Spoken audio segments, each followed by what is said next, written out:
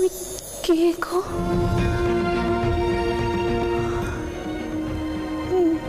মা কালী নাকি নাকি কেষ্ট ঠাকুর?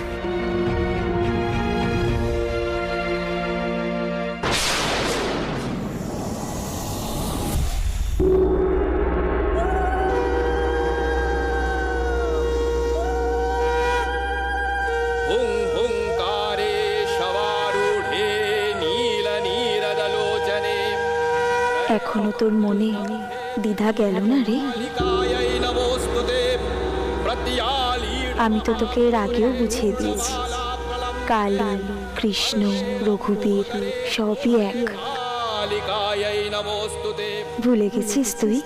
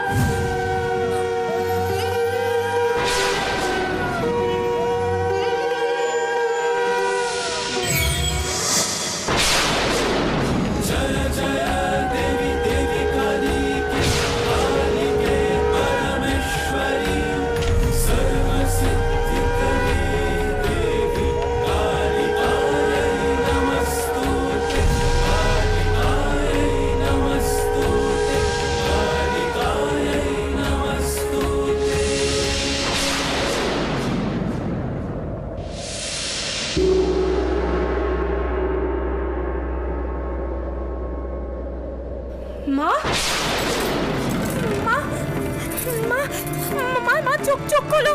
কি হলো তোমার? দিদি, কমলা, গোপাল, যদি তোরা তাড়াতাড়ি আয়, মা ভূত গেছেন। মা মা মা চোখ খোলো। কি হলো? মা মা মা বাবা, তুই কোবরে কেক করে খবর পাঠা। মা কি মোতর বাবু কোথায়?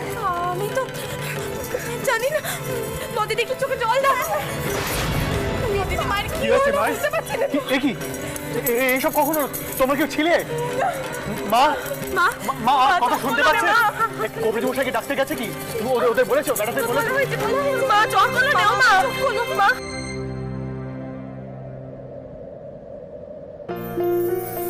আমি তো তোকে এর আগেও বুঝিয়ে দিয়েছি, কালী, কৃষ্ণ, রঘুবীর সবই এক।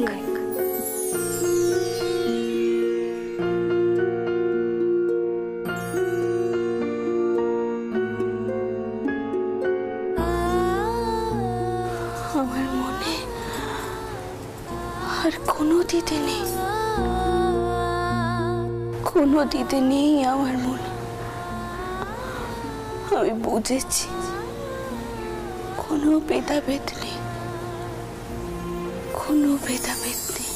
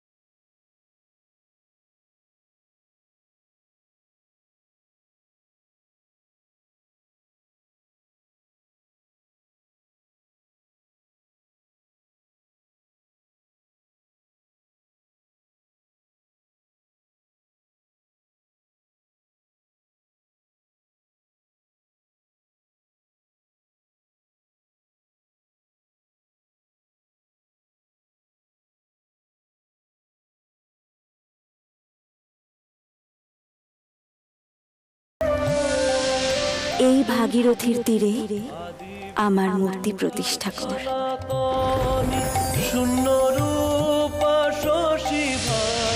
যেন মনে হলো মা স্বয়ং আজ এখানে উদিতা হয়েছে। সদানন্দময়ী কালী মহাকালের মনমোহিনী, তুমি আপনি নাচো আপনি গাও মা, আপনি নাচো আপনি গাও মা, আপনি দাও মা করতালি। সদানন্দময়ী কালী মহাকালের মনমোহিনী, সদানন্দময়ী কালী। মোটর আগে মা, আমরা গঙ্গার তীরে যে পণ্ডিত মশাইকে দেখেছিলাম, খুব সুন্দর কালী কীর্তন করছিলেন। কয়েছিলেন জামা পুকুরে থাকেন। তিনার নাম যেন কি কি যেন মনে পড়েছে, শ্রীরামকুমার চট্টোপাধ্যায়। আচ্ছা মতন, তিনাকে এই বাড়িতে পায়ের ধুলো দিতে কইলে কেমন হয়?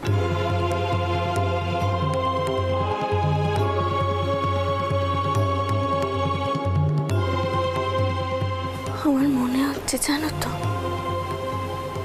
আমার এই বিশাল কাছে তিনিও কোথাও না কোথাও জড়িয়ে রয়েছে।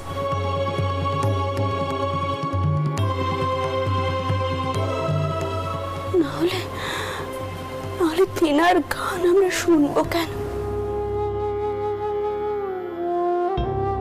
আর আজ এত বড় একখানা উপলব্ধি হওয়ার পর তিনার গানে যে আমার বারবার কানে বাজছে, বারবার কানে বাজছে।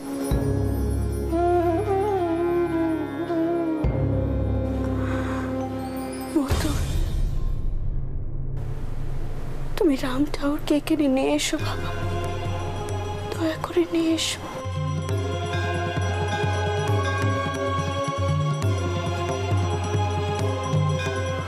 আগে আমি খোঁজ নিয়ে দেখছি মা। মতন, তুমি রাম ঠাকুরকে দয়া করে কালকে এখানে নিয়ে এসো। মন্দির করা নিয়ে তিনার কি মতামত আমি শুনি।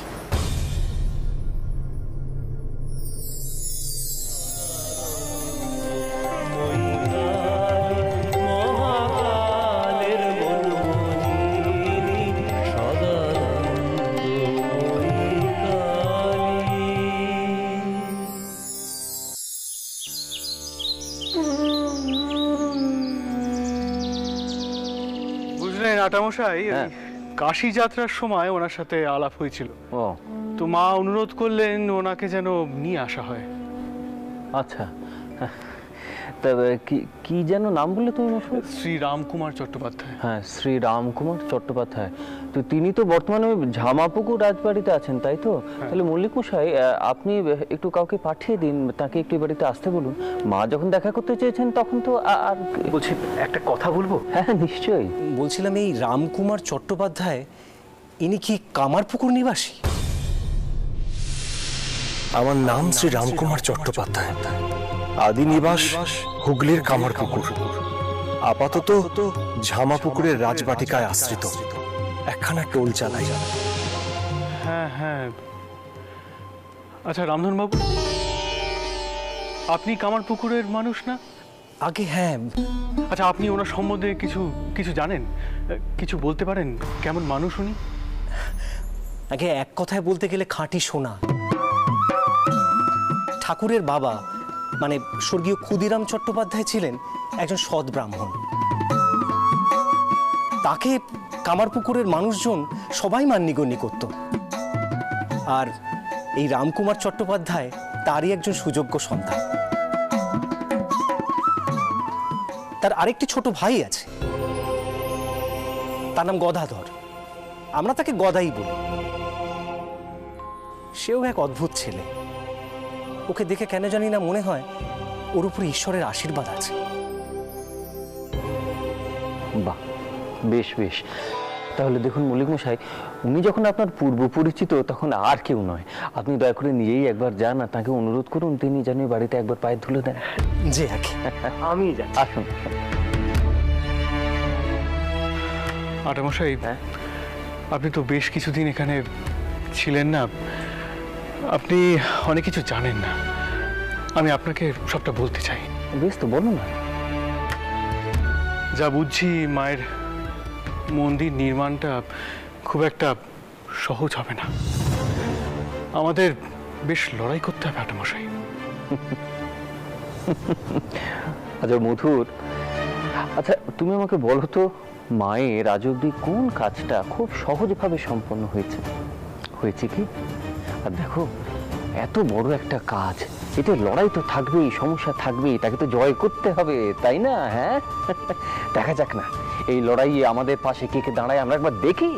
কি ব্যাপার আটামশাই, আপনি তো বেশ অন্যরকম কথা বলছেন। এর জন্য দায়ী তুমি। এই তোমার সঙ্গে মিশমিশ আমার সাহস বৃদ্ধি পাচ্ছে, বুঝলে ভাইয়া?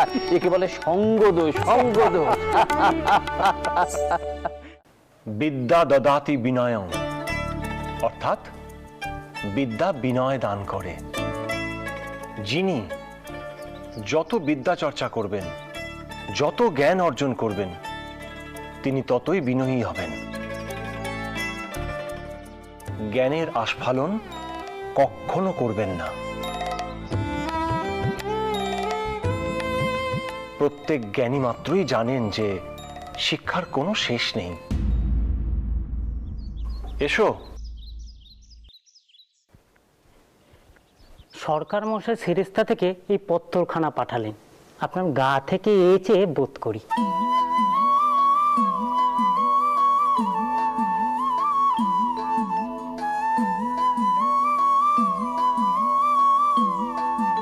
তোমরা নতুন ধাতুরূপটা একটু অভ্যেস করো। হ্যাঁ,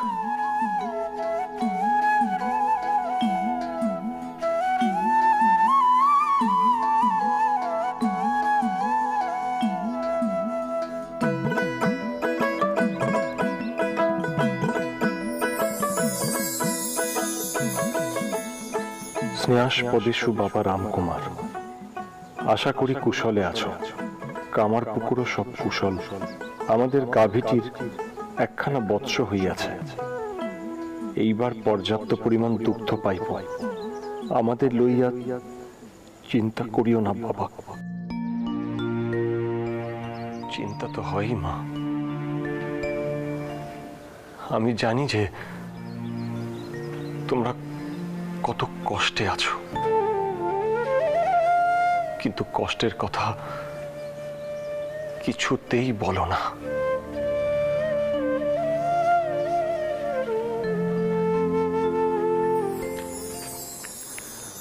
আমার চিন্তা শুধু গদাইকে নিয়ে। সে দিবারাত্র শুধু ঘুরিয়া বেড়ায়, সঙ্গী সাথীদের লইয়া দিবারাত্র খেলাধুলা করে, বাছুর লইয়া মাঠে ঘাটে যাইয়া কৃষ্ণ সাজে। তাহার জন্য তুমি কিছু করো বাবা, এছাড়া আমার আর কোনো চিন্তা নাই। তুমি সর্বদা নিজের শরীরের যত্ন করিও বাবা। ইতি আশীর্বাদান্তে তোমার মাতা।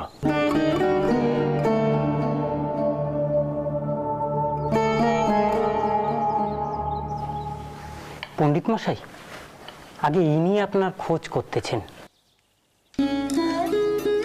প্রণাম। প্রণাম। আরে মল্লিক মশাই, আপনি এখানে এই জামাপুকুর রাজবাটিতে? জানেন জানেন আমি কামার পুকুরের কথাই ভাবছিলাম। এইমাত্র মায়ের একটি পত্র পেলুম কিনা। অবশ্য আমি শুনেছিলাম যে আপনি এখন নাকি কলকাতাতেই থাকেন। আগে হ্যাঁ চাটুর্যে ঠাকুর, আমি এখন কলকাতাতেই আছি, ওই জানবাজারের বাড়িতে। আগে আমি আপনাকে সেখানে নিয়ে যাওয়ার জন্য এখানে এসেছি। জানবাজারের রানীমা একবার আপনার সঙ্গে সাক্ষাৎ করতে চান। এও শুনলাম যে ওনার সঙ্গে আপনার একবার কথাও হয়েছে। আমার পেন নাম নেবেন তা। জয়স্তু, মঙ্গল হোক মা। হ্যাঁ হ্যাঁ, কথা হয়েছিল বটে। আমি যে এখন যেতে পারবো না, আমার যেতে তো দেরি হবে, বুঝতেই তো পারছেন। হ্যাঁ, আমি বুঝতে পারছি, কিন্তু কোনো অসুবিধা নেই, আমি বাইরে অপেক্ষা করছি। আপনাকে না নিয়ে কিন্তু আমি এখান থেকে ফিরছি না।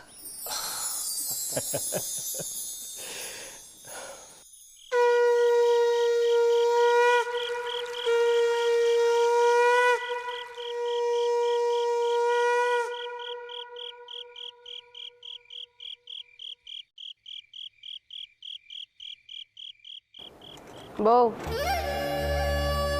বলি গোপালের হাতে তো মিছরি দিলে, এবার একটু প্রার্থনা করেছে না তোমার কুলজিরও একখানা গোপাল আসে। অনেকদিন তো হলো তোমার বিয়েটা হয়েছে, এখন অব্দি তো কোনো খবরই তুমি দিতে পারলে না। বউ, তুই ভেতরে যা, দেখ গিয়ে দুনো কানা কোথায় রাখা আছে, তারপর সেটা তৈরি করে ঘরে ঘরে দুনো দেয়। যা।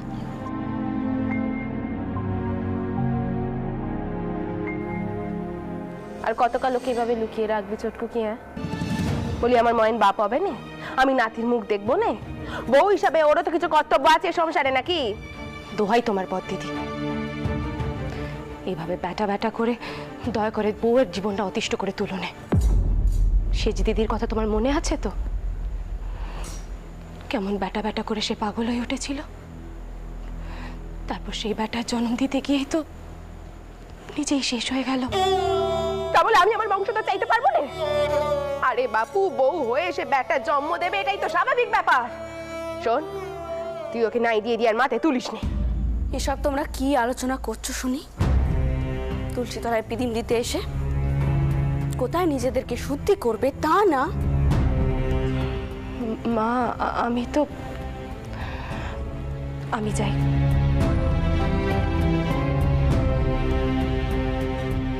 দেখো মা, আমারও বয়স হয়েছে, আর ভালো মন্দ জ্ঞান আমারও আছে, তাই তোমার ছোট মেয়েকে তুমি কয়ে দিও, সে যেন তার শাসন আমার উপর দেখাতে না আসে। তাকে কয়েও নে মা, সে যেন তার নিজের ব্যাটার বিয়ে দিয়ে বাড়িতে একখানা বউ আনে। আমার ব্যাটার বউকে তাকে আগলাতে হবে না, কথাখানা তাকে বলে দিও। তোর মাথাখানা তুমি এবার ঠান্ডা করো, কথায় কথায় এত মেজাজ আমি আর পারিনি বাবু।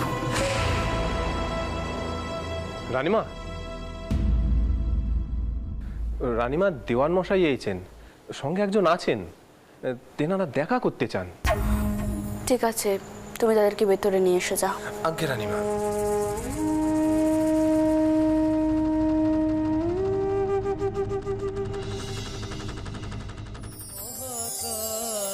মনমোহিনী তুমি আপনি নাচো, আপনি গাও মা, আপনি নাচো, আপনি গাও মা, আপনি দাও মা করতালি সদানন্দ মই কালী মহাকালের মনমোহিনী সদানন্দ মই কালী।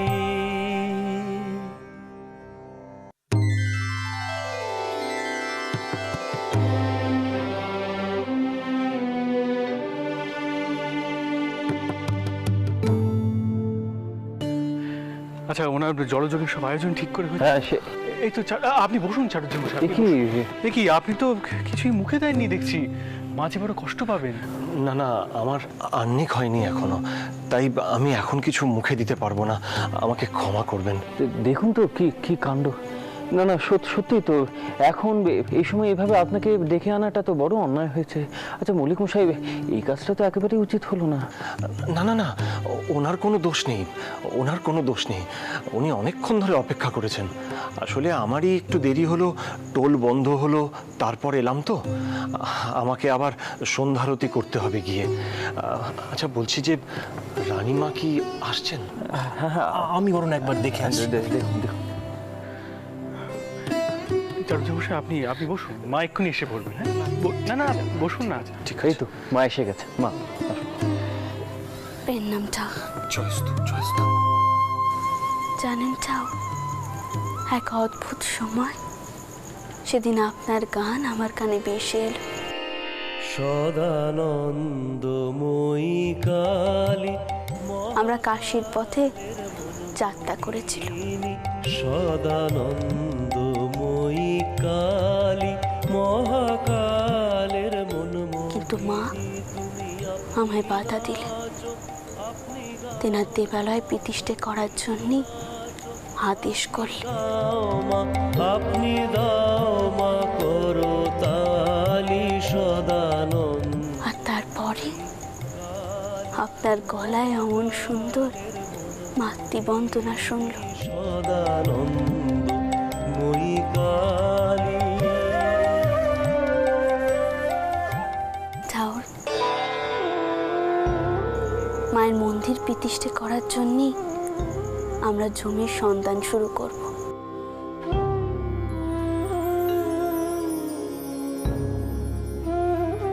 আপনি কইতে পারেন কোথা থেকে প্রথম সন্ধানের কাজ শুরু করব?